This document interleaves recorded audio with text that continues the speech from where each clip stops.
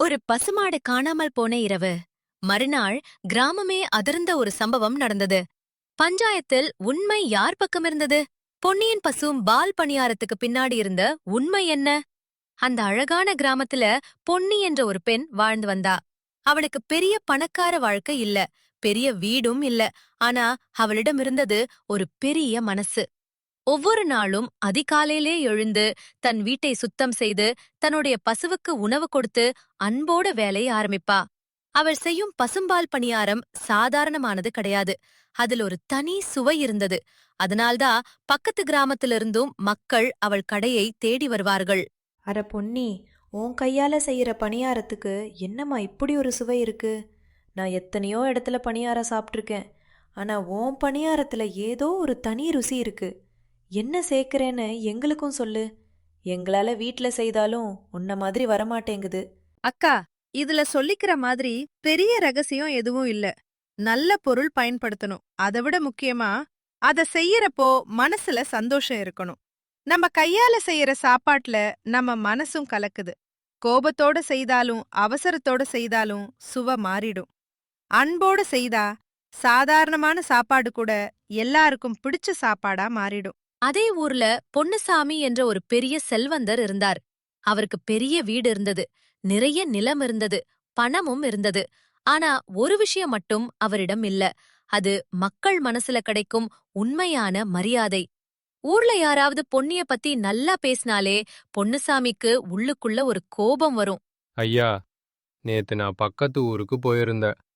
அங்க கூட எல்லாரும் நம்ம ஊர் பொன்னியோட பணியாரம் பத்தி தான் பேசுறாங்க. அந்த பணியாரத்துக்கு ஈடு இணையே இல்லைன்னு சொல்றாங்க. நம்ம ஊருக்கு இவ்வளவு பேர் வர காரணமே அவளோட கை பக்குவம் தான். அவளுக்கு என்ன அவ்வளவு பெரிய திறமை இருக்கு? நான் தான் இந்த ஊர்ல பெரிய மனிதன்.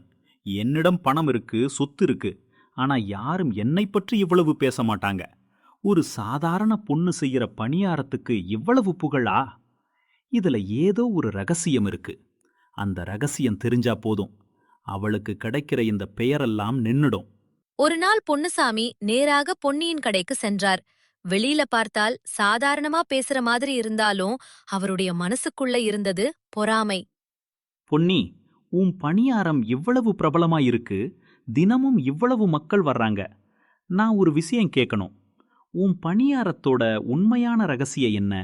என்ன பொருள் சேர்க்கிற? என்ன முறை பயன்படுத்துற? இவ்வளவு வருஷமா சமைக்கிறவங்களுக்கே வராத சுவை உனக்கு மட்டும் எப்படி வருது? ஐயா, நீங்க நினைக்கிற மாதிரி இதுல எந்த மந்திரமும் இல்ல. நான் நல்ல பசும்பால் பயன்படுத்துறேன், நல்ல பொருட்களை பயன்படுத்துறேன். ஆனா அதை விட முக்கியமா, இந்த பணியாரம் வாங்குறவங்க எல்லாரும் சந்தோஷமா சாப்பிடணும்ன்ற எண்ணத்தோட தான் செய்யறேன். ஒரு மனிதன் வயிறு நிறைய சாப்பிட்டு சந்தோஷப்படுறத பாக்குறதே எனக்கு பெரிய சந்தோஷம். இவ என்ன பேசினாலும் நம்ப முடியாது. பசும்பாலும் அன்பும் இருந்தா மட்டும் இவ்வளவு பேர் வருவாங்களா? இவளுக்கு ஏதோ ஒரு பெரிய ரகசியம் இருக்கு. அந்த ரகசியத்தை கண்டுபிடிக்கணும். அந்த இரவு ஊர் முழுக்க அமைதியா தூங்கிக்கிட்டு இருந்தது. ஆனா ஒருத்தனுக்கு மட்டும் தூக்கம் வரவில்லை. அவன் மனசுல நல்ல எண்ணம் இல்லை. ஒரு மனிதனுக்கு கிடைக்கும் புகழை பறிக்க நினைச்சான். அந்த இரவு நடந்த சம்பவம் அடுத்த நாள் அந்த ஊர் முழுக்க பேசப்படும் விஷயமா மாறப்போகுது. நள்ளிரவு நேரம். பொன்னுசாமி மெதுவாக பொன்னியின் வீட்டை நோக்கி நடந்தார். அவர் கண்கள் சுற்றி பார்த்தது. யாரும் பார்க்காததை உறுதி செய்து கொண்டார். பிறகு பொன்னியின் பசுமாட்டை அவிழ்த்துக் கொண்டு சென்றார். இப்போ பாப்போம் பொன்னி, உன் பணியாரத்தோட ரகசியம் இந்த மாடுதானே? நாளைக்கு உனக்கு பால் கிடைக்காது. பால் இல்லாம பணியாரம் செய்ய முடியாது. மக்கள் முன்னாடி உன்னோட உண்மை வெளியே வரும். இவ்வளவு நாள் கிடைச்ச பெயரும் மரியாதையும் ஒரே நாள்ல போயிடும். மறுநாள் காலை பொன்னுசாமி நினைச்சது ஒன்று, நடந்தது வேறு ஒன்று. அவர் நினைத்தார், இன்னைக்கு பொன்னி கடை மூடிடும் என்று. ஆனா காலை சூரியன் உதித்ததும் அதே வாசனை, அதே கூட்டம், அதே பொன்னியின் சிரிப்பு. கிராமம் முழுக்க மீண்டும் பரவியது. இது எப்படி சாத்தியம்? நான் அவளோட மாட்டையே கொண்டு போயிட்டேன். அவளுக்கு பால் கிடைக்காதே. அப்படின்னா அவள் என்ன வைத்து பணியாரம் செய்றா? பொன்னுசாமியின் மனசுக்குள்ள சந்தேகம் பெருசா வளர்ந்தது. பொன்னி ஏதோ ஏமாற்றுறா என்ற எண்ணம் அவனை ஆட்டிப் படைத்தது. அந்த சந்தேகம்தான் அவனை பஞ்சாயத்து வரை கொண்டு போகப் போகுது.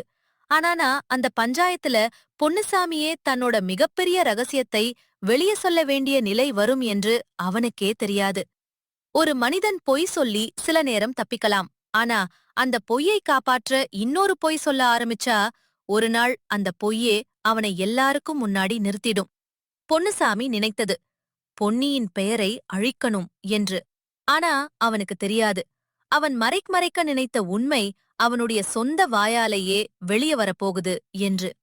மறுநாள் காலையில் பொன்னுசாமி தூரத்தில் நின்று பொன்னியின் கடையை பார்த்து கொண்டிருந்தார். அவர் எதிர்பார்த்தது போல கடை மூடப்படவில்லை. அதே பெரிய சட்டி அடுப்பில் இருந்தது. அதே வாசனை காற்றில் பரவியது.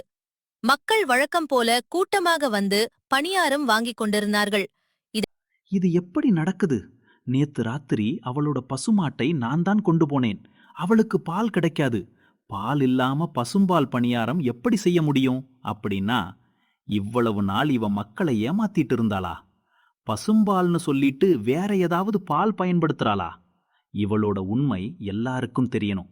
இவளுக்கு கிடைக்கிற மரியாதையெல்லாம் இன்றோட முடியணும். பொறாமை கண்களை மூடிடும். அந்த பொறாமையோட பொன்னுசாமி உடனே ஊர் தலைவரிடம் சென்று பஞ்சாயத்து கூட்ட சொல்லினார். அந்த கிராமத்துல இதுவரைக்கும் நடந்த பல பிரச்சனைகளுக்கு தீர்ப்பு சொன்ன அதே மரத்தடியில் அன்று ஒரு பெரிய உண்மை வெளிவரப்போகிறது. ஊர் மக்கள் அனைவரும் ஒன்று கூடியிருந்தார்கள். ஒரு பக்கம் பொன்னுசாமி கோபமாக நின்றார். இன்னொரு பக்கம் பொன்னி அமைதியாக நின்றாள். அவள் முகத்தில் பயமில்லை, ஏன்னா உண்மை அவள் பக்கம் இருந்தது. பொன்னுசாமி, நீதான் இந்த பஞ்சாயத்தை கூட்ட சொன்ன. என்ன பிரச்சனைன்னு எல்லாருக்கும் முன்னாடி தெளிவா சொல்லு. யாரையும் காரமில்லாம குற்றம் சொல்லக்கூடாது. உண்மை என்னன்னு தெரிஞ்ச பிறகுதான் தீர்ப்பு சொல்ல முடியும். ஊர் பெரியவரே, இந்த பொன்னி இவ்வளவு நாள் நம்ம எல்லாரையும் ஏமாத்திட்டு இருக்கா. இவ பசும்பால் பணியாரம் செய்றேன்னு சொல்லி மக்கள்கிட்ட விக்கிறா. ஆனா உண்மையில இவ பசும்பால் பயன்படுத்தவே மாட்டா. வேற ஏதோ பால் பயன்படுத்தி மக்களை ஏமாத்துறா.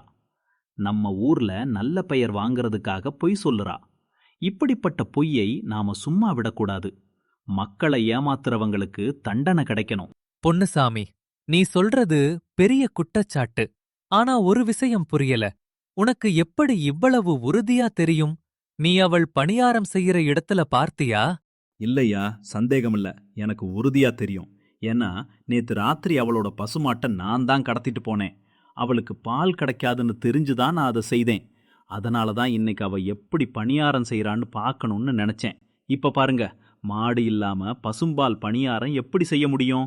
அந்த ஒரு வார்த்தை அந்த பஞ்சாயத்து முழுக்க அமைதியை கொண்டு வந்தது. பொன்னுசாமி தன்னுடைய வாயாலேயே தன்னுடைய குற்றத்தை ஒத்துக்கிட்டார். அவர் பொன்னியை குற்றவாளியாக்க நினைத்தார். ஆனா அந்த நொடியில அவரே குற்றவாளியா மாறிட்டார். என்ன சொல்றீங்க பொன்னுசாமி ஐயா? நீங்க தான் பொன்னியோட மாட்டை எடுத்துட்டு போனீங்களா? அவளுக்கு எவ்வளவு முக்கியமான மாடு அது தெரியுமா? அந்த மாட்டை வைத்து தான் அவ வாழ்க்கைய நடத்துறா. ஒருத்தரோட உழைப்ப அழிக்கிற அளவுக்கு உங்களுக்கு ஏன் இந்த பொறாம வந்துச்சு? நாங்க எல்லாரும் பொன்னியோட பணியாரத்தை சாப்பிட்டு அவளை பாராட்டுறோம். அவள் யாரையும் ஏமாத்தல. அவளுக்கு மக்கள் கொடுக்கிற அன்பை பார்த்துதான் உங்களுக்கு பொறாமை வந்திருக்கு. பணம் இருந்தா எல்லாம் வாங்க முடியாது. மக்கள் மனசுல இடம் வாங்குறது ரொம்ப கஷ்டம். அந்த இடத்தை பொன்னி உழைப்பால வாங்கியிருக்கா. அனைவரின் பார்வையும் இப்போது பொன்னியின் மீது திரும்பியது. அப்படின்னா அவள் எப்படி பணியாரம் செய்தாள் என்ற கேள்வி எல்லாருடைய மனதிலும் இருந்தது. ஐயா, நான் இத்தனை நாளும் யாரையும் ஏசாத்தல. நான் எப்பவும் சொன்னது உண்மைதான். நான் பசும்பால்ல தான் பணியாரம் செய்யறேன். ஆனா ஒரு விஷயம் மட்டும் யாருக்கும் தெரியாது. என் வீட்டு பசுமாடு கொடுக்கற பாலை நான் பணியாரத்துக்கு பயன்படுத்த மாட்டேன். அந்த பாலை தினமும் நான் ஒரு அனாதை ஆசிரமத்துக்கு கொடுத்துருவேன். ஏன்னா அந்த உயிர் எனக்கு சாப்பாடு மட்டும் கொடுக்கறதில்ல, அது இன்னொரு சில குழந்தைகளுக்கு வாழ்க்கை கொடுக்குது.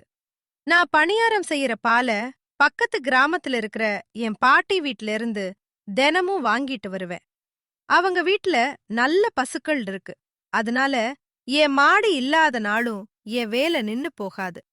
நேத்து உன் மாட்ட பொன்னுசாமி எடுத்துட்டு போனாலும் நீ அமைதியா இருந்தியா? உனக்கு தெரிஞ்சுதா அவன்தான் எடுத்துட்டு போனது? ஆமா ஐயா, எனக்கு தெரியும். நேத்து ராத்திரி அவர் என் மாட்டை கூட்டிட்டு போறத நான் பார்த்தேன். அப்பவே நான் சத்தம் போட்டிருந்தா அவர் தன்னோட தவற உணர்ந்திருக்க மாட்டார். அவர் மனசுல இருந்த பொறாம இன்னும் அதிகமா வளர்ந்திருக்கும். அதனாலதான் நான் அமைதியா இருந்தேன். ஒரு மனிதன் தன்னோட தவற தானே உணரணும். அதுதான் உண்மையான மாற்றம். எனக்கு என் மாடு திரும்ப கிடைச்சா போதும் ஐயா. அவர் செய்த தவறுக்கு நான் அவரை வெறுக்கல. அவர் மனசுல இருந்த பொறாம மட்டும் போயிடணும். பொன்னியின் வார்த்தைகளை கேட்டதும் பொன்னுசாமியின் கண்களில் கண்ணீர் வந்தது. அவர் நினைத்தது பொன்னியை கீழே இறக்க வேண்டும் என்று. ஆனா அந்த பெண் அவரை மன்னிக்க தயாராக இருந்தாள். பொன்னி, என்னை மன்னிச்சிடுமா. நான் உனக்கு கெடுதல் செய்ய நினைச்சேன். உனக்கு கிடைக்கிற புகழை பார்த்து பொறாமப்பட்டேன்.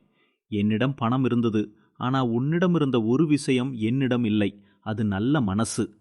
நான் உன் மாட்டை எடுத்துட்டு போனா உன் பணியாரம் நின்னுடும்னு நினைச்சேன். ஆனா இப்போ புரியுது, உன்னோட திறமை ஒரு மாட்டை நம்பி இல்லை. உன்னோட அன்பையும் உழைப்பையும் யாராலும் திருட முடியாது. என்னை மன்னிச்சிடு. பொன்னுசாமி, நீ செய்தது தவறு. ஒருத்தரோட உழைப்ப அழிக்க நினைப்பது மிகப்பெரிய தவறு. ஆனா உன்னுடைய தவற நீ எல்லாருக்கும் முன்னாடி ஒத்துக்கிட்ட. அதுவே உன்னோட மாற்றத்துக்கு முதல் படி. இனிமேல் இந்த ஊர்ல யாருடைய வளர்ச்சியையும் பார்த்து பொறாமைப்படக்கூடாது. ஏன்னா மற்றவர்களுக்கு கிடைக்கிற மரியாதைய பறிச்சா நமக்கு மரியாதை கிடைக்காது. அன்பால கிடைக்கிற இடத்த பணத்தால வாங்க முடியாது. அன்றிலிருந்து அந்த கிராமத்தில் ஒரு மாற்றம் வந்தது. பொன்னியின் பசும்பால் பணியாரம் இன்னும் பிரபலமானது. ஆனா அதைவிட பெரிய விஷயம், அந்த ஊர் மக்கள் ஒரு உண்மையை கற்றுக்கொண்டார்கள். ஒரு மனிதனின் புகழை பார்த்து பொறாமைப்படக்கூடாது. ஏன்னா அந்த புகழுக்குப் பின்னால் இருக்கும் உழைப்பு, கண்ணீர், அன்பு நமக்கு தெரியாது. வாழ்க்கையில நம்மிடம் இருக்கிற நல்ல விஷயத்த யாராலும் எடுத்துட்டு போக முடியாது. நம்ம மனசு நல்லா இருந்தா ஒரு நாள் உண்மை நமக்காக பேசும். பொறாமை ஒரு மனிதனை தவறான பாதைக்கு அழைத்து செல்லும். ஆனா உண்மை எவ்வளவு நாள் மறைத்தாலும் ஒரு நாள் வெளிச்சத்துக்கு வந்தே தீரும். நல்ல மனசு கொண்டவர்களின் வெற்றியை யாராலும் திருட முடியாது.